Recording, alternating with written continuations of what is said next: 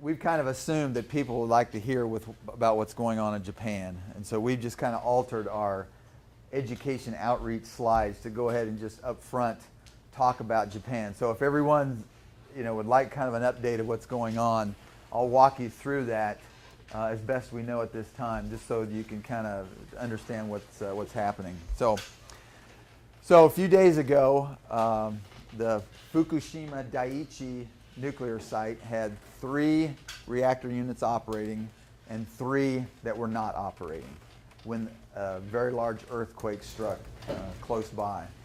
So those 3 operating power plants, nuclear reactors, all shut down just as they would normally shut down when something happened. So the earthquake itself did not do any damage to the nuclear station.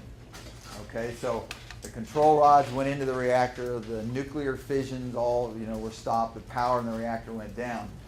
But with nuclear energy, with nuclear reactors like that, there is what's called decay heat that still exists within the fuel assembly. So even though the power is shut down, you still have heat that exists in there from radiation, the byproducts of fission that are happening. So that heat that still exists in the reactor, you need to keep a cooling process going so that nothing is damaged, all right? So that it doesn't heat up and melt anything or the steam cause any problems. But anyway, everything normal was going on right up, to when the earthquake happened and the plant shut down. But what also happened then was this large tsunami that was created when the earthquake happened. So when the tsunami came, and it was larger than what they had assumed they would ever see at this nuclear site. So the tsunami came in, the water crashed over the berm or the wall, the natural wall they had set up. And the water then created some damage. So the water knocked out power transmission lines. It knocked out switch gear, which is the way you keep, you turn electricity from like going out of the plant to allowing electricity to come into the plant. So when that reactor shut down, it needed off-site power to run the pumps and keep this cooling going, all right? Well, when the tsunami hit, that power was knocked out with the transmission lines going. Well, so a backup to this off-site power to keep these pumps running are diesel generators. And it's just as it sounds. It's a big diesel motor that runs an electric generator, just like you or I might buy a small gas one at a Home Depot and run at home when we use electricity. This is the same concept, only it's a large diesel engine running just a bigger power generator, all right? So that's a backup system to run these pumps and keep them cooling. Well, when that water came in, it took out the fuel tanks for those generators. They were actually above ground, so when the water came in and crashed, it took away these fuel tanks. So now the backup system wasn't available. The next backup system are batteries to run those generators for some amount of time. Some of those batteries were wiped out in the water. One of them did keep operating, but it was only good for about 8 hours. And we're now days after this accident, and they still don't have off-site power restored. So what has happened is that this off-site power being knocked out and them not being able to run the generators, they have no electricity to run the pumps or run the systems to keep cooling that reactor and help that with that decay heat that exists there. So, there was water in and around the fuel in the reactor, and because they're not cooling it, that water starts to boil. It starts to boil away. And so as that pressure builds up, they start venting it. They vented it out into a reactor building. That reactor building then, the pressure kind of builds up. And so there's hydrogen gas in that venting. And so what happens is the hydrogen gas got ignited. And those first few explosions that you probably saw on YouTube or wherever you might have seen them, right? That was hydrogen gas. So it wasn't a nuclear explosion in the effect that it was the nuclear fuel, anything happening. No, it was gas that was vented off from the system that actually had those reactions. Okay. Well, so let's go ahead. So what's happened is it's continued to not be able to cool them. So the fuel rods, right? They were running out of water to cover the fuel rods, and the fuel was starting to get exposed. So the water level was starting to come down. and you started to see some damage happening to the fuel rods because they were getting too hot. So when you hear the talk about spikes in radiation or the dose at the plant, that was from the effects of that fuel being damaged in the reactor when they were losing too much water. Finally, what the utility decided was they were just going to start pumping in seawater. So they literally just set up a simple fire pump. So what you might use at a fire that you would see in Philadelphia somewhere, they just set up simple pumps taking a suction on seawater and just pumping that right into the reactor to keep it cooled off. So that's what, when you read that or see that in the news, that's what they ultimately decided to do, and they're continuing to do that now. So where we're at right now is those three units, units 1, 2, and 3, all very likely have some amount of fuel damage. The containment building structures, we believe, are all still intact. But they're, again, the damage to those reactors will probably not be recoverable. They probably have lost the use of those 3 nuclear reactors right now because of the pumping in the seawater and other things. Most of the people have been evacuated that have lived in and around the nuclear sites outside what we consider as a safe zone. We're able to measure radiation down to very, very small amounts. And as you all might know, radiation can be very good in some aspects, right? We use it in medical procedures. We use it to treat cancer. But it can also be harmful, right, used in the wrong ways. And if you have too much radiation in one spot, right? And so that's why you evacuate people to a certain distance. Once you get farther and farther away from a radiation site or a radiation source, its strength diminishes, the square of the distance that you're away. So it starts to drop off pretty quick. So outside a distance of 10 miles, 15 miles, everyone is pretty safe from any of the radiation sources that they have. So that's essentially what we know at this point that's going on. Does anybody have any questions, before we go on with the rest of the discussion about that? Where the hydrogen comes from. When you have water, it becomes steam. But Right. why does hydrogen? Right. So what happens is the fuel rods are made up of a metal called zirconium. And so when zirconium reacts with water, the oxygen oxidizes with the metal. So the oxygen gets stripped away from the water molecule and oxidizes on that metal rod. And so you're left with H2, or hydrogen gas. So that's what's happening when you have water. When hydrogen gas is being created, it's that reaction of zirconium with the hot water. So much. Yeah. That's how it's happening. So, very good question. Yeah. So they're going to keep pumping seawater in here to keep Yeah. it cool, which Yeah. is corrosive. And Right. so what do you think their long-term fixes? I mean, eventually they're going to have to do something. Well, these 3 units are essentially now been written off. So they'll just decommission these plants. Go So and dismantle. they'll continue cooling, and then as they can get in and do the cleanup, they'll take that fuel away and likely bury it, right, long-term storage with it, and then decommission those 3 But plants. they won't have to do any Chernobyl, like No. encase it in cement. Yeah, I and doubt stuff. that they're going to Yeah. have to go that far. Again, the containment structure, all the structure has really been intact. And so it's not been a, catastrophic. Again, Chernobyl did not have a containment, Right. a large structure around it. So when the reactor exploded over there, then it was completely exposed to the environment. We do not have that situation at all at this point there. So, yeah. So in a normal situation, how long is the cool down period? That's a good question.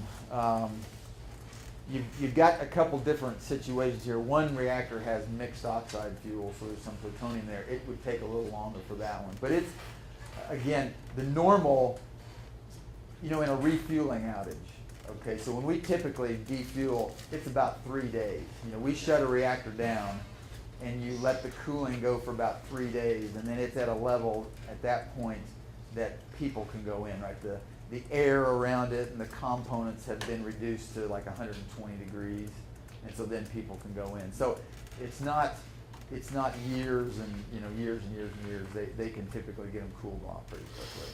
So then, with what they're doing right now, cooling it with seawater, how long do you think that'll take before there's no more issue because it's cool enough? Yeah, again, good. I'm not at the site to answer the question, but I would say what they're doing, they're going to be really super sure it's safe. So I would say weeks, 2, 3, 4 weeks before they really get in and do anything with it. They're going to have it cool. Now, what we did learn this morning was that they are taking a cable, a temporary cable, and getting hooked up to off-site power. So we're hoping very, very soon that they're going to restore a circulating water system that will help cool it much more quickly. So that we're hoping that's going to happen. How Yes. are they testing for radiation in the people? Like, because I know that there's systems like 23 people. Are there like 23 medications or radiation exposure? Well, I would assume that to some amount of radiation, there's probably more people even than that have been exposed to radiation. There are several different techniques that we use to measure radiation. Actually, one of my graduate project in college was a thermoluminescent detector. So it's a small device that has lithium. It's a lithium type compound that's used to detect radiation. So the radiation would actually pass through this little wafer and deposit its energy, and then you stick it in a scope. It heats it up and it gives off light. And the amount of light it gives off is proportional to how much dose of radiation they got. So they'll have things like that they'll measure. They'll place these devices out at different distances away from the nuclear plant and measure then that's how much dose someone would have received from that area. So they'll just spread those out certain distances from the plant and just assume that anyone that was in this area would have gotten so much of a dose. But there are several different devices like that. So basically, a radiation detection device is used to absorb the energy from radiation, and then you somehow read the amount of energy that was absorbed, and that's an indicator of the dose that you received. So, and you'll see, like if anyone goes for an X-ray, you'll see that the X-ray technicians, they'll typically be wearing one of those badges that I worked with in college. So that's why they do that, to measure their dose. So, yeah. The steam that was being released, is there any radioactivity in that steam? Or There is. Again, part of what they were doing, they were measuring the radioactivity that was, and so they had spikes that they were measuring more radioactivity at certain points. So yes, and that's basically how we're deducing that there was damage in the fuel. So when they would see a spike in radiation, they knew that there were probably fuel rods that were splitting open or something happening. So there was an uptick in how much radiation was being released. So yes, so again, the steam that was being released might have some radioactivity in it. And again, as you get farther away, that steam would disperse, and then you're reducing any dose that someone might get as you get farther away, and that steam disperses out. So that's what we're going on there. So yeah. Does anybody know, I guess, the full extent of how far the radioactive, air will travel and what path it will take? So again, it will travel, quite a distance, but again, it gets dispersed out. So they may detect some radiation even tens of 20s or 30 miles and more out from that. But again, the amount then that they see greatly reduces by that point. So it just, it gets up in the air, and if you have a wind current, it will ride with the wind, and again, just continues to disperse out as you get farther and farther away. So, by the time you get to Hawaii, or by the time you get that far, it's so small it's barely detectable. But they're likely to be able to tell that there is something in the air, some increase in radioactivity from this. Again, it's just like when an earthquake, or when a volcano erupts, right? And that cloud gets up into the sky, so you'll have dust particles. I can remember when St. Helens blew. I was living in Kansas, and we got it settled out on our alfalfa in Kansas, and that's about 1,300 miles away. So same concept. It gets up in the jet streams, and it will just will spread out. But again, it will be so minute by then. It'll just be very small traces of it. I'm sorry. Yep. You've already asked one, so we'll go over here first. How, they're using the seawater to cool the rods down. Right. Now, let's assume that the containment structure is compromised to a certain degree, at least in the ones that exploded pretty violently. So probably the cooling systems are compromised. You would assume that the plumbing isn't exactly watertight anymore. Would that radiation carry into the seawater and get in the ocean currents and be detectable? Again, I don't know that they've got a loop set up with that seawater. I think they're just pumping it into that and letting it, and having it set, and letting it and having it be there and just have it sit there. I don't think they're looping that back out to the ocean necessarily. I think when they get the offsite power back, they will set up a loop at the plant, and so they will continuously loop the water in the plant. And what they have are heat exchangers that are outside the containment area, and they will loop that water through the heat exchangers to cool the water off and then loop it back in. Right. And they will do it that way. So those heat exchangers then might have seawater that loops through them. Sure. Is how they would do that, and that would that would separate the radioactive water from what would be being circulated back out to the ocean. So that's my guess of what they would be doing ultimately once they get the power back. I would guess now what they're doing is just pumping water As much in. as they can, yeah. Yeah, just and letting it stand in the vessel and the containment. So that's speculation on my part. That's not fact. That's just my speculation of what's going on there. But that's the logical thing. What's the reason that they keep the spent fuel in pools there rather than just bury them on the ship? Okay, so again, as I mentioned before, once you're done with a fuel, there's a certain amount of heat that still is being created in the fuel assembly, even once it's done being used.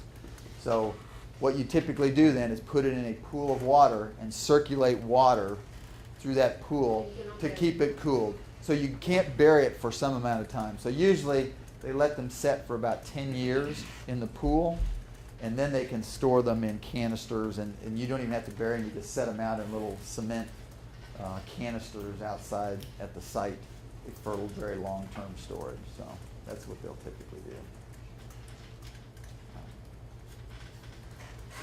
Okay. Any other questions about that? But before I go on, I would just like to say that, for any of you who may have friends or relatives of Japanese descent, there's been a tremendous tragedy happens over there with this, earthquake and tsunami. And so beyond just the nuclear events that are going on, there's a group of people over there that have suffered hugely. And, my thoughts and prayers are with those people and, all the heroes that you see for all that they're doing and trying to get out of this. It really is heroic to see some of the actions of these people, but our thoughts and prayers go out to them for what they're having to go through. It's something that none of us would like to have happen. So just before we go on, so what this might mean to the U.S. nuclear industry going forward. Anytime we see an event like this, or we have an event like this, we will typically we take a step back and look at what exactly happened, and look at those that situation and compare it to our own reactors and our own plants here in the U.S. and do we have everything covered? Do we have the design such that we won't see this happen in our plants? And so we do that when anything's happened. So just like anything else, we'll step back from this and we'll just see, is there any way that we can improve our plants here in the U.S.? And so just for instance, in this case, remember the emergency diesel generators, we were talking about that backup that we have sitting out there, those fuel tanks being above ground, and when that water came in and took those out. Well, in the United States, those fuel tanks are all buried. They're underground. So even the California nuclear sites that we have where you might have a tsunami come in, those fuel tanks are not going to be swept away because they're all underground. The earthquake itself in Japan, a 9.0, I dare say that all of us in this room have never lived to see a 9.0 earthquake until now, okay? Well, the G-force that the reactor site saw itself was 0.2 G. So the shake or the slam from the earthquake was the force of 0.2 times gravity, right?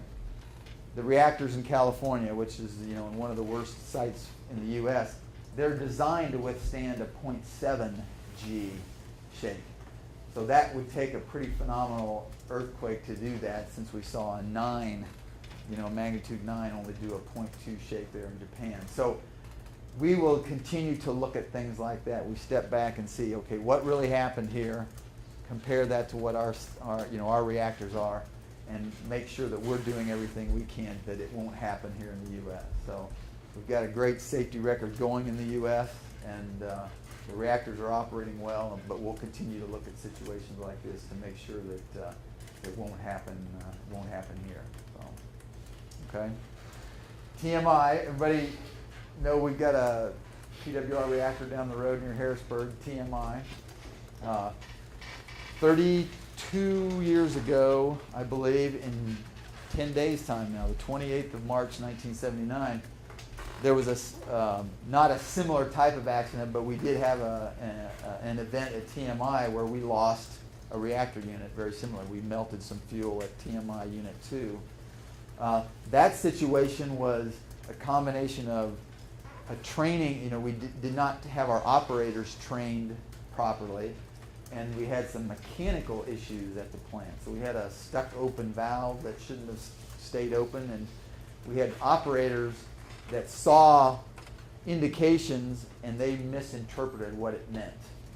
So what they actually did was they turned off the water that was going into that reactor to cool it off, because they thought the water was already rising in the reactors. They shut off the safety injection water, and what happened was they allowed the core to be uncovered. The fuel rods became uncovered and they melted. So it's similar in that there was fuel damage, but the situation was different. What we've done since that accident is our industry has learned how to train our operators, how to, some of the issues about recognizing when you see indications what's really going on. So since TMI happened, we've put in place the Institute of Nuclear Power Operations, which is sort of a watch group, if you will. They oversee the operation of all the plants. They help us share best practices. They help us do lessons learned. When we see something that might go wrong at one plant, we make sure that gets shared with everybody else. So we're always looking to get better and better every single day. So that's what came out of TMI, and where we had an economic loss here, right? We lost that reactor that could have been generating jobs and tax revenue for Pennsylvania. The industry gained because we've gotten a lot better since then. So that's really the fallout from that. So anyway, let's go on now. If you don't have any questions. So again, I represent the nuclear industry. The Nuclear Energy Institute has put together a speakers program called Clean Energy America. And it's really our intent to come out and educate people on nuclear power and to answer any questions you might have about it, okay? What you see before you are some statistics really of what we have in the United States right now. We have 104 operating plants right now. We have one Watts Bar down with the Tennessee Valley Authority that's near completion, so we're soon to have 105 in the next couple of years. Again, since TMI, we've had a fantastic safety record, not only industrial safety, but nuclear safety as well. So the plants are running very well. We've got a very good track record here. And basically, one of the plants like you might have over here at the Limerick Station or TMI can power a city about the size of Pittsburgh, each one of those. So that kind of gives you a sense. Maybe 2 reactors with Philadelphia, right? I don't know about that size, double the size of Pittsburgh. But that gives you a sense about how each one of those contribute to the electricity grid. And then finally, what it means to have this nuclear-powered station is that it's one of the very lowest cost producers of electricity for us. So having nearly 20% of our electricity across the country coming from nuclear helps to stabilize what we all pay for electricity. So it's very good for all of us from that sense as well. And if any of you have questions as we're going along, feel free. We're not so formal here not to be able to answer questions. So, this is a mix of the various types of electric power sources here in the U.S. and in Pennsylvania. And what you'll see, I'll come over to this one. What you see is that coal is fairly consistent between a U.S. average of 45% and Pennsylvania at 48%. Now, does Pennsylvania, let's see what you guys know about your own state. Is Pennsylvania play a significant role in the coal industry in this country? Everybody raise your hand if you think so. It is big time in the coal. Pennsylvania has very large deposits of coal. And so you are exporting coal from this state into other nations, to China, other parts of the U.S. So you're getting a lot of tax revenue, a lot of jobs, and a lot of that from coal, in this state. And then, of course, nearly half of your electricity is coming from coal-fired power plants. And then, so beyond that, then nuclear, you have 9 operating power stations in the state that are nuclear. So you have a little over a third of your power coming from electricity. So nuclear and coal play a significant role in this state, even a little more than the average across the U.S. So that's an interesting tidbit you can take away from this. So what comes along with nuclear is how it contributes to our energy supply, if you will, but has a pretty small impact on the environment. So, some of the things you hear nowadays about being green, quote unquote green, well, the real issue there is the carbon footprint, or the amount of carbon gas that, the CO2 that could be released. And so when you burn something, like you're burning coal, you're burning gas, CO2 is typically a byproduct of that, an output of that. Well, so the nuclear power in this state, right, by having nuclear instead of having coal-fired plants, we're saving about 3 million passenger cars worth of coal a year by doing that, and that's a lot. That's a lot of coal. You can imagine, one of these nuclear sites gets refueled about once every 2 years. And so if I take the equivalent energy of that nuclear fuel that we put in that would be the amount of coal in a train, basically, the cars of a train that stretches from Washington, D.C. all the way to Chicago. So that's the amount of coal we're talking about. So that's a lot of coal that's getting burned to to be the equivalent energy that's in a nuclear reactor. And so then the flip side of that also then is we're conserving that resource. So we're able to have the coal for the plants that we do have for a much longer period of time because we're using nuclear power on top, as we are. And the same thing with gallons of oil. 1 billion gallons of oil is equivalent to the amount of electricity being generated by nuclear power in the state of Pennsylvania. So Pennsylvania plays a significant role with its nuclear power in being green, or if you're being low carbon.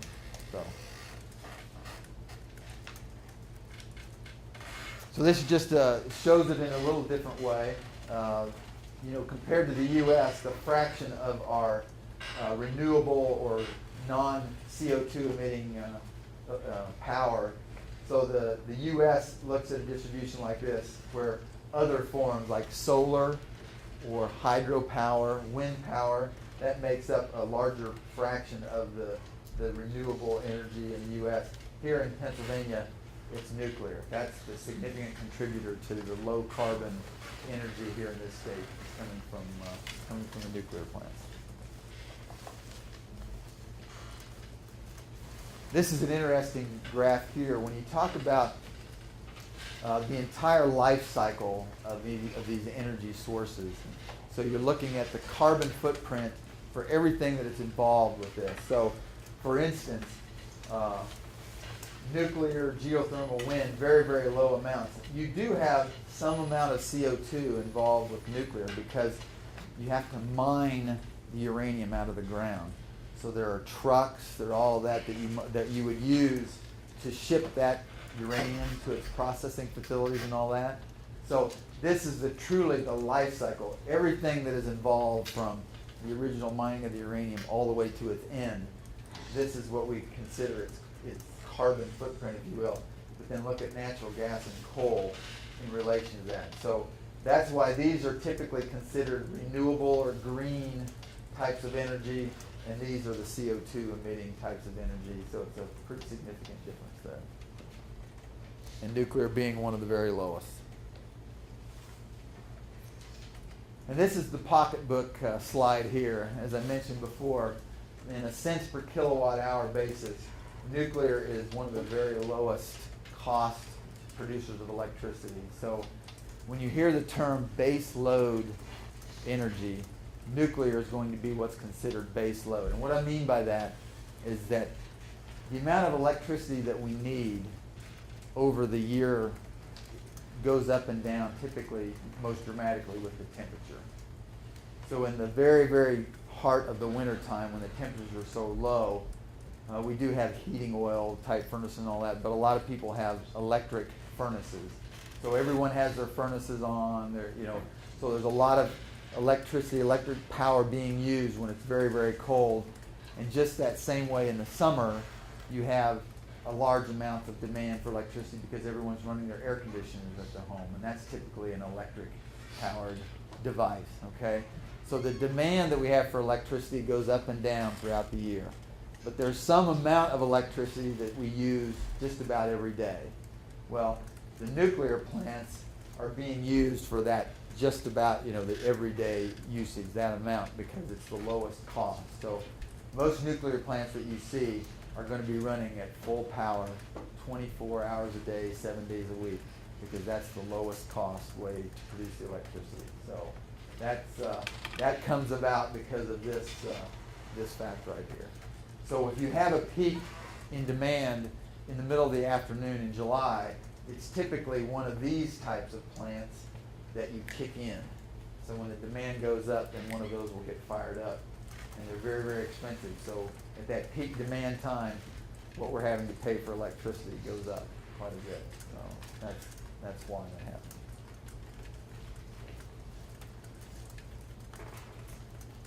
This is a graph that talks about the amount of electricity that we Americans will likely be using or needing as time goes on. So a comparison to 2009 and 25, 26 years later. So an average of about 1% per year over that time frame. So if you think about right now, if we want to remain at least as good as we are now, but as the president said, by 2035, we want to have 80% of our power coming from non-carbon emitting sources. It's going to be very difficult to do this without nuclear, as we saw before, right? It's, from a cost standpoint and from the standpoint of the large plants and being able to produce lots of power. So if we have 30% right here, well, even less than that, 20% coming from nuclear, and we're having to increase that amount of power over that time frame. If we did that with a bunch of coal plants or a bunch of gas plants, right, we're not going to be decreasing how much CO2 we're putting out.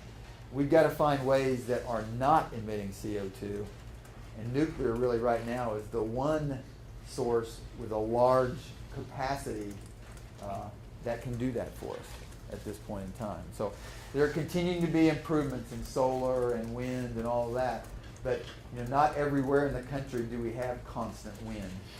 Pennsylvania being one of them. It's not like we're out in Kansas where I grew up, where we do have lots of wind turbines.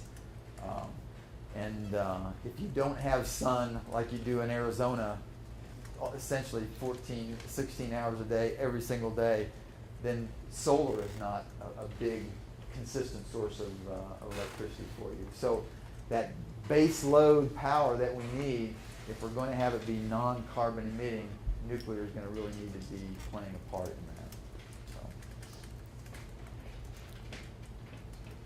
that. This shows you, we talked before about some of the countries producing electricity and power with nuclear.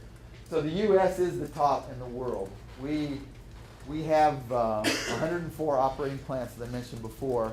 France has a much higher percentage, which we'll see here in a second. So France has about nearly 80% of their electricity created from nuclear power plants, but their demand is so much less than ours, much smaller geographical footprint. So U.S., France, and Japan are the top three, but clearly we are significantly higher than most at this point. Now the new generation that's going on right now, we're starting to fall behind. China and some other places are building new plants right now. That's where we're starting to fall behind a little bit, is on the new construction. And here you just see the same type of comparison, but from a percentage basis. So again, you look through here and you'll see that the European countries, which all small countries, don't have a lot of coal and oil, natural resources for themselves. So they've chosen to go to a higher percentage of nuclear power because they don't have the natural resources like the U.S. would have had 30, 40 years ago when the electrical industry was really coming into its own. So, in the same way with some of the Southeastern Asia countries, right? Small countries, not a lot of their own natural resources, so they chose to go with a higher percentage of nuclear at this point.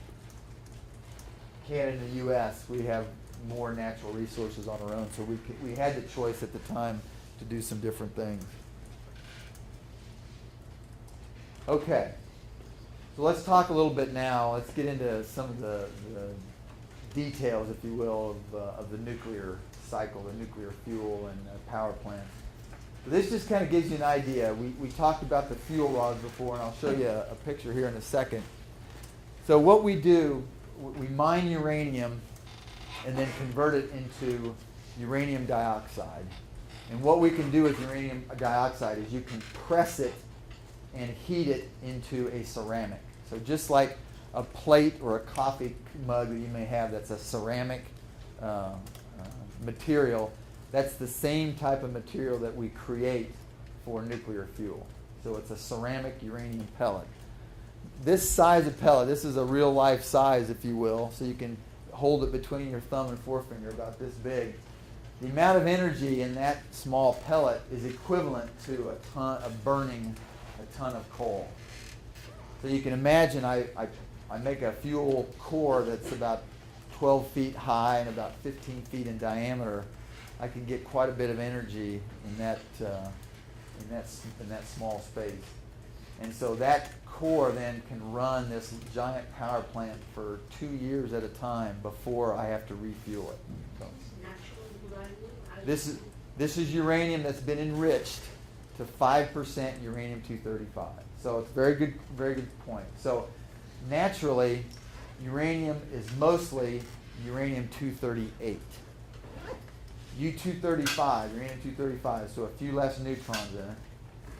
That is the isotope that is fissionable, and we'll get to that here in a second. So what we do is naturally there's about 0.7% of uranium that's U-235. And so we go through some processes to enrich it or add the U-235, so 5% of it. It's about 5% is uranium-235. So the money going into this enrichment? Very, very costly to do that. Very costly. Yeah. So you use a centrifuge type system. There's somebody that knows about that. Yeah, it's very expensive to do that. So that's probably one of the most expensive parts of the fuel process to do that. But anyway, you can see the relative differences. I mean, the volumes of these other fuels are significantly greater than the volume we have to deal with uranium.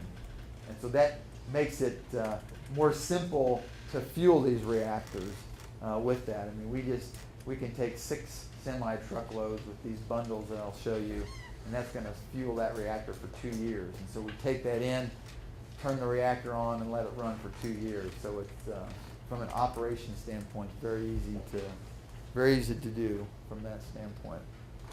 So let's talk about the fission. So what we have, again, I mentioned that U-235 atom. So here we've got representations of the protons and neutrons in an atom. Okay? So this U-235, if you don't have this source of neutrons out there to kick this chain reaction off, you can handle that as if it were dirt. Okay? This is not a dangerous element It's, you know, we find it and mine it as, you know, just like it's dirt. You do some processing with it. We handle it with our hands. There are no glove boxes or anything like that we're dealing with. We typically use cotton gloves because the oil from our fingertips actually will damage the fuel itself. The fuel isn't damaging us, okay? It's not toxic or anything like that. But what happens then when I have this source of neutrons now, that's when I can kickstart this and start this reaction going. So what happens is the U-235 atom will readily absorb a neutron. So this neutron gets absorbed into the U-235 and now it's unstable. So that uranium-235 atom wants to do something because it's absorbed this neutron. What does it do? It splits. It splits into two different elements. Sometimes it might be cesium, sometimes it's some other rare metal. But what happens when that split happens, it kicks off three other neutrons and it has a source, you know, a source of energy that's released, typically in heat. Okay? And this all comes from Einstein's relativity, theory of relativity, right? That mass and energy always stays equal. So I change the mass, atomic mass of this when I split it apart. And so when I do that, I'm creating energy. And so when it's this one small atom, it's not really a lot of energy at that point. But I have billions and trillions and septillions of these atoms. I'm having a significant amount of heat that I can create. So that's why that small little pellet can create that large amount of heat, because I'm just doing this reaction many, many, many, many times. How I control that reaction is right here. I'm only using one of these to create that initial fission. I'm getting 2 to 3 neutrons out each time that fission happens. So I control this chain reaction by being able to control where those neutrons go. So if I put other elements in there that absorb neutrons and take it out of this, then I can have just one of these neutrons go to the next fission. So 1 to 1 to 1, I keep the power at a constant level. I have more of these neutrons going to other fissions, right? I'm multiplying the number of fissions that are happening. So during a startup, right, I go from no power, nothing happening, and I need to raise the power of that reactor up to here. So during that time, I allow more than one of those reactions to go into another one. So I need the multiplication effect up to a certain power level. Then I add boron or I add something, and it levels it off, and then it just keeps at a constant power, a constant number of fissions that are happening. So there, you've just had your nuclear 101 theory class right there. That's basically how we control the power of reactors, is controlling how many of those neutrons are able to go on to other fissions. Okay, anybody have any questions about that? But that's essentially what we do. So where we put this uranium then are in those pellets, as we described before. And so when you see what's going on in Japan, when you hear them talking about the fuel rods, this is what they're talking about. So those pellets are stacked inside a zirconium or zircaloy fuel rod, very thin metal. It's about 12 feet long. They typically have a spring in one end of it just so that you can keep that fuel stack in the same position relative to each other through the stack. So this fuel rod here is placed into this bundle like this, and those bundles then are arranged in the reactor core itself, typically and generally a circular shape. So you've got a right cylinder, if you will, that's what's created in the reactor, more or less. This is a boiling water reactor fuel assembly. You actually put a channel around this bundle and have this nose piece and that. So this is the type of fuel assembly that they will have in the reactors over in Japan right now. The pressurized water reactor, the other type of reactor, typically will not have this channel. You'll just have a bundle that looks like that's in the reactor itself. So when you hear me say the fuel rod was likely damaged, what I'm talking about is this thin metal that houses this fuel rod, and it's also, that's basically where all the fission products and the radioactivity is typically held in place. So you got a normal reactor operating, those fuel rods are all intact, all the radiation is held inside that fuel rod. And so when this got uncovered, when the water got down below this level, this probably got too hot, and you probably had some damage happen to that metal. So it might have split open, and then that would have released some radioactivity when that happened. Anybody have any questions about that? Where do the control rods go as far as the fuel assembly? So very good question. So you see this square shape to this channel.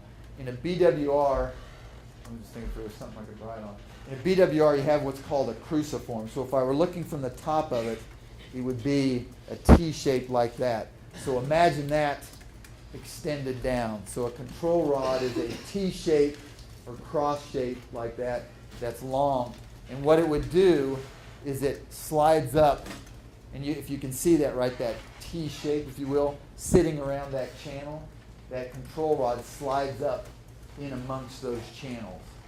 And there'll be boron or silver, indium cadmium, something inside that blade, that control rod, that absorbs neutrons. Okay. So that's how those 3 neutrons I was showing you, you slide that control rod blade up in here alongside of that, that control rod then absorbs all the neutrons and shuts the reaction down. That's what's happening. That's how you shut down that reactor, is by sliding those in like that. So, Now, do the very good control question. rods become radioactive itself, or do they just absorb it and can be reused? There will be some amount of radiation, But they get radioactivity reused, involved with that, yeah. but it's inside the blade, and it's it's not nearly as significant as what's in the fuel. So they don't get replaced when the fuel assembly gets. No, they typically get used for maybe 4 or 5 refueling cycles, and then they would replace them. So, yeah, very good question. Okay. Now let's get to the reactor itself and the power plant. So what you're seeing here, so there's 2 main reactor types in operation in the U.S. and around the globe right now. There are some others that are, a few reactor types out there, but the most common are the 2 that we're going to talk about here. This is the type that TMI reactor is. We'll show you the type here in a second. That's the Limerick station and also what's in Japan. So this is what we call a pressurized water reactor. And the name pressurized water all has to do with the water that's in the reactor vessel itself. So what you see here is an entire power station, or the graphic of a power station. Out here is the transmission line of the electricity that goes off to a city or whatever. So this part of the system right here, this out here, this is exactly the same whether or not I'm burning coal or I'm using a natural gas plant or anything like that. This part of the plant is all the same. I've got a steam turbine, so I have steam blowing on turbine blades that spins. I've got a metal rod with a coil of conducting wire and a magnet that's spinning, just like any little race car, electric race car, and anything you have. When you have a coil of conducting wire and a magnet spinning, moving like that, you're able to create electricity, okay? That's exactly what's going on right here. And that's exactly the same with any power plant that you see out there, all right? You take the steam that comes off this turbine, you cool it, and then it just goes through that same loop again, right? Coming back over here to turn to steam again. Here is where the difference is, and that's where I'm creating the steam, all right? In this instance, I'm using the nuclear fissions here to create hot water. So here's my loop here of this water coming in. The water is cooled in this part of the loop. It passes by or through those fuel assemblies that we're just talking about and gets heated up. So this water is removing heat from the fuel rods, gets heated up, but I keep it at pressure so it's not boiling over here. I keep it as solid water.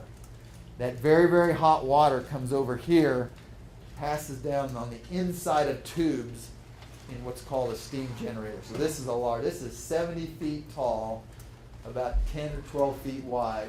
It's just got thousands of tubes in it, all right? So The water, hot water from the reactor passes on one side of the tubes. On the other side, I've got cool water over here that passes by that. Now, it's not as highly pressurized over there. So what can happen is that water can be turned to steam. So the water coming from the reactor passes alongside the water that's in this loop, on the turbine loop, turns it to steam and goes there. So then as it passes through that, by that colder water, removes the heat and comes back over to the reactor and goes through the loop again. So this is what we call the primary loop of water in a pressurized water reactor. Okay? This is the secondary loop, the turbine loop, if you will, of water. So this water is separated. So in a PWR, the radioactivity during normal operation is all contained in this loop right here and is not passed on to this secondary loop over here. When you hear about containment structures, the containment structure is that dome-shaped building that you see in a lot of pictures. That's what's depicted right here. Anywhere from 6 to 10 feet thick of cement with rebar. I mean, it takes greater than an airplane crash to break through this containment structure. It's so strongly built. Over in Japan, for instance, well, let's talk about that here in a second. So this is a pressurized water. This is what you'll see at TMI over by Harrisburg. So let's now talk about the other plant. So this is a boiling water reactor, BWR plant. And this is what's at Limerick, just outside of Philadelphia here a ways, and what is in Japan. So again, now we just have a single loop of water. And we allow the water to boil inside the vessel of a BWR. So that's its name, boiling water reactor. Okay. The water is not kept at as high a pressure in here. And so at the top of the fuel rod and into the top of this vessel, you actually boil that water and convert it to steam, and it just goes directly over to the steam turbine itself. So in a BWR plant, there is the possibility of some radioactivity getting outside this containment building and into the turbine. So you do have to monitor even outside around this turbine whether or not there's any radioactivity going on. But that's typical operations. You have this doesn't show, you do have a building that surrounds all of that. So it's protected more than what this figure shows. But the same type of concept, right? The steam runs the turbine, so it loses some energy as it's running the turbine, and then you condense or cool the water, so then it becomes water again to come back over into the reactor to be heated up and to continue to go through the cycle. When you have this plant next to an ocean, okay, where you're using the ocean water then is this loop right out here. So what they'll do is they'll take ocean water and pump it through and help to cool the water that's actually used in the loop. So the seawater is not ever being pumped into the reactor itself. What they would have done in Japan is that they would have somehow bypassed this and just directly taken it to the reactor itself.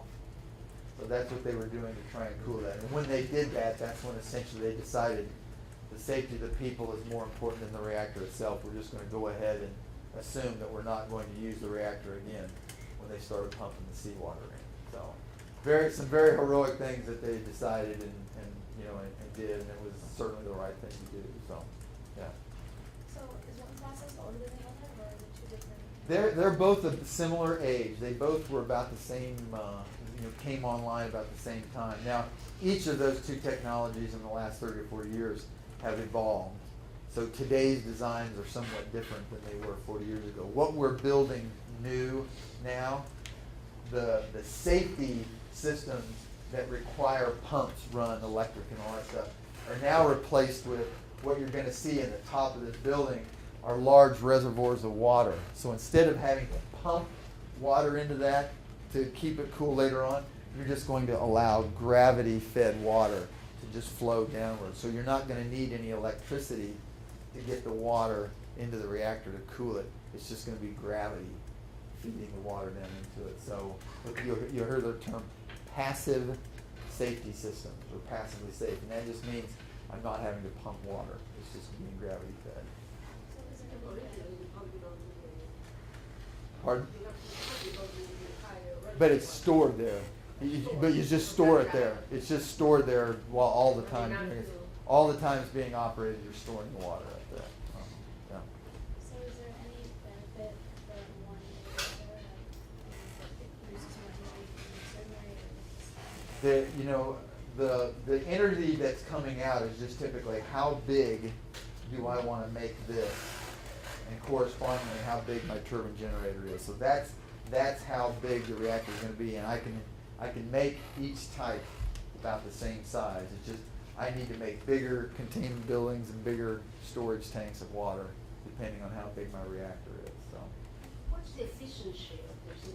How much heating waste? Yeah, how much steam goes off in the cooling tower. So most of the plants where you're using this type of turbine, where you're using a steam turbine, are around 35% efficient. So you get a slightly higher efficiency from a gas turbine. You hear that term being used. That's one of the technologies that is being used around the world today. That's a slightly higher percentage because it's a direct, you're running the turbine directly off the burning of the gas in that gas turbine. So that's a slightly higher efficient cycle than this. These are, for the most part, 34 to 35% efficient. Good question. Yeah. Is one system more efficient than the other? Well, there's certainly more pressurized water reactors that have been built than boiling water reactors. So I would say that the PWR is probably slightly more efficient than the other, but not significantly. There's not a big difference between the two. Again, because it's still the same. This is the technology here. It's the steam running that turbine. That's for the most part where the efficiency is going to come or not come. And so they're both roughly about the same percentage efficient. Is there a movement to build more PWRs? Because it would appear that the thermal pollution from a plant like this would be much greater than a PWR plant. Yeah. So the question, are there more PWRs being built going forward? And the answer is yes. At this time, more of the new plants that are being built are PWR plants. So that seems to be kind of the wave right now, is that most of the going forward plants are going to be pressurized water. Yeah. Good question. The Chinese, the Japanese plants are going. They have some of both, just like we do. In this country, anybody want to hazard a guess what the mix is? Was that up there anywhere? 2/3, 1/3. We have about twice as many PWRs as we do BWRs in this country. So roughly 69 and 35 are the two numbers of PWRs and BWRs here. So. Safety is the same. So it's, the performance has been roughly the same between the two. In this country, we actually, we've had the TMI incident, which was at a PWR. We've really not had an incident in the U.S. with a BWR like that. So again, it's so few and far between that it's hard to really guess between the two.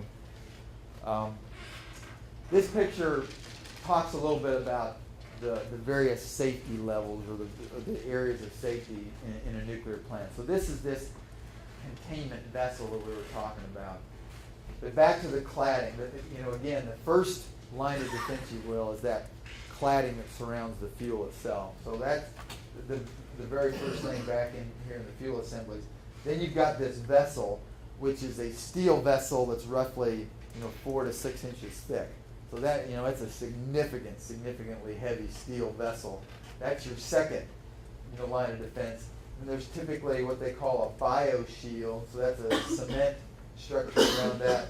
And then you have a containment vessel, which is typically a steel liner, a thick steel liner with 4 to 6 feet of reinforced concrete, again, around that. So, it's a significant structure that's housing all of that. And again, what was going on is you're venting outside of that. But this structure, even in Japan, for the most part, those structures have remained intact. So you have some breaches to this, but for the most part, the containment structure has stayed intact. So most of the fuel, most of all that stuff is still contained within that large structure. So can you just point out, where is the gas blowing up from in the Japan reactor? What area is that shooting out from? Yeah, so what you'll have, and it's not easily shown here, but you know, because people have to go in and out of this to do work, and there are vent valves and stuff, so that's what they would have been doing. There would have been valves out here that were small, you know, they're holes that, you know, are penetrations through that you open valves to allow things to vent out. So that's what they would have been doing with that containment structure, is doing that. And so outside of this, you'll have what's called a reactor building. So those first explosions that you saw, that was the venting of the hydrogen that went out into this area up here, and then you had a spark that set off that hydrogen. That was the building that's outside of this containment that you saw having the explosion. So it was not the containment structure itself that did that. So, yeah. I don't know if you know this, I just recently found this out, but there's been a lot of criticism about the containment vessel model that was used in Japan. Okay. It's called the Mark I. They said in the 70s general lecture, they said it was a little, people were criticizing it because they said it was less robust than the containment vessel. And they also, someone predicted that if there were to be like problems, that it wouldn't. There would be something that happened. Yeah. So I really probably should, I might have an opinion on that, but I am not a GE engineer. Most of my background is on the pressurized water reactors, okay? So it just would be pure speculation on my part to answer that question, but that certainly is what they're looking at. What you have around the bottom of this, okay? So this is a depiction of probably a PWR. The boiling water reactor that she's mentioned with the Mark I containment has what is called a torus ring. So it's a metal structure that goes all the way around the bottom of that, and it's a suppression pool of water. It's a pool of water that sits in that tank, and it's basically a place where steam to be sent to from off the reactor to be quenched or to be cooled. So during an accident, what's going on then, they would send the steam down into this pool of water to cool it off, essentially cool it off. And so the argument being that was not robust enough to really last for days and days and days in case of an accident. So that's really what she's trying to allude to. And again, I'm not an expert enough on that to answer one way or the other if I thought that was right or not. So I'll respectfully decline from answering the question. So what's going to happen is they're going to analyze this, and if they see that there was damage, then they're probably going to have been right, that there was likely something could have happened. The later generations of that plant, what they did is they created a pool. So it would be basically a cement swimming pool structure instead of just a donut-shaped metal tank. So the reinforced concrete likely would have been better to be able to absorb the heat and what was going on. So we'll see when they analyze it, we'll see what they say. There are still, there are a few of the Mark Bs in the United States. Some of them have that. But again, we will not have the situation that they had in Japan about losing all those backup sources of power and all that. So, but we'll see what they do going forward. Any other questions with that? Great question, by the way. What temperatures do the BWRs operate at? Temperature and pressure in the primary? I think, so a PWR runs at about 2,200 PSI, and I'm thinking it's like 600 or 700 PSI. Or 1,000 PSI, around 1,000 PSI. And so the temperatures typically are, the exit temperatures around 600 typically in most operating plants, and the inlet then, you need a delta T of some amount, so the inlet's like 540, 530, 540. Okay. So you need that delta T, right, to raise the temperature of the water so that it can go, take its heat and remove the heat from the reactor core. So that's what's happening. Do they need to be derated with age? Like some of these are getting kind of old and have been actually requalified. Do they have to start? Yeah, I mean, they'll probably be acting. For the most part, the system. You just have to continuously test and judge the ability of what the systems can do. If they can still do exactly what they did for the original safety analysis, then there's really no reason to derate them. So, unless you're getting, if you're getting fouling, let's say that your cooling pipes are losing the ability to get water through it because they have corrosion building up. Well, certainly that might be a cause to derate a plant. But so long as I have the same amount of available water, I can move that water, I can do all that, there's really no reason to derate it, even though it might be older. So,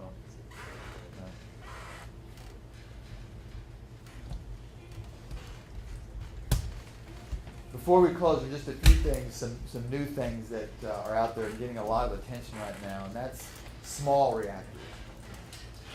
So the cost of building one of these big reactors new now is on the order of $10 billion.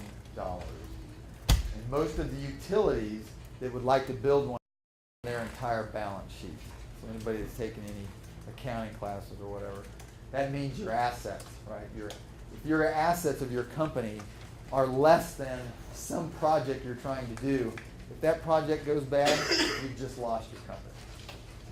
So utilities look at this and say, well, we'd really like to have this clean source of energy, but I can't risk my entire company for building one of these plants.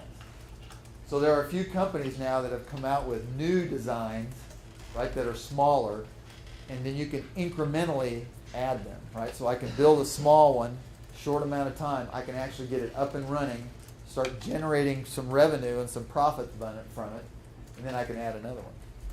And I can do that again, and I can do that again. So I can ultimately maybe get up to the same amount of new power from nuclear, but I don't have to do it all at once. So we're getting some different types of these reactors, but again, to complement large reactors, but I can build them in factories, I can ship this module to the site by rail, a lot less expensive to build, and again, the utility can incrementally invest in this.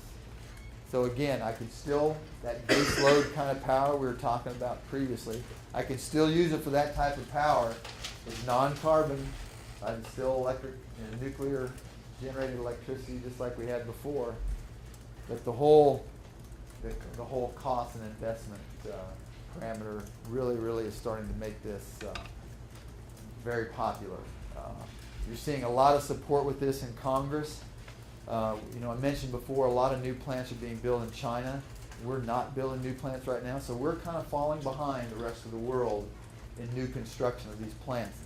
This very well may be the way that we get back in the game, is that more of the utilities in this country are likely to invest in this type of new construction because it just doesn't put them as much at risk.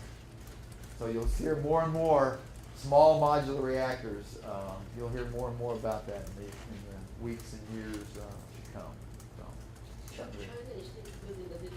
China's building plants right now that are about 1,000 megawatts, so roughly the size of TMI or Limerick. They're not building the large one that France is doing right now. France is building a 1,600 megawatt plant. That's monstrous.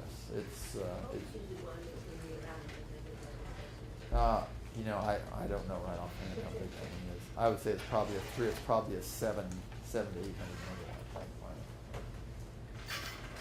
plant. Okay, I believe this is a couple pictures of them. So Babcock and Wilcox is one of the companies that are doing that new scale. Those are some of the names of the companies that you'll hear. This is a 4-pack, if you will, 4 of these modules. That's how the plant might look. If you're not in that industry, that's probably not, that's not going to mean a lot to you at this point. That's just what they might look like. Here's a little bit. So in closing, we'll talk just a little bit about the impact of nuclear power. Now, again, this also could be the impact of a large coal plant being built. So any large power plant, okay, this is the kind of impact. But if you do want to build a nuclear plant, these are some of the things that you'll see going on.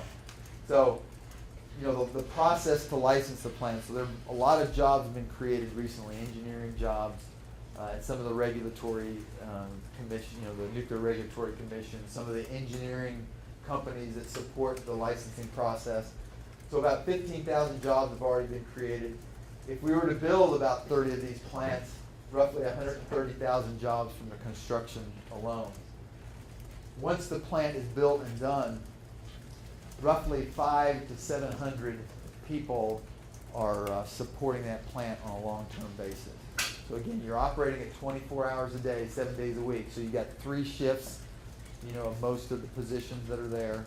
So you got vacations and all that stuff you have to account for. So a lot of very good high-paying jobs that go along with these power plants. And again, if you do your math right here. So this is at peak construction, approximately 4,000 people during a 3, 4, 5 year period when you're constructing one of these plants. The jobs that you'll have created from a construction standpoint. So the trades, the unions, all that stuff, they're supporting this very strongly because they can see the types of welding and pipe fitter, all those kinds of jobs that are created from that. So it's a pretty significant deal for the union. Very big impact to bring one of these online. I believe that's it. We've got some websites here. If you want to go, there's some bios about each of us speakers. I think there's roughly 30 of us that go do this. So how did I do on time? Look at that, huh?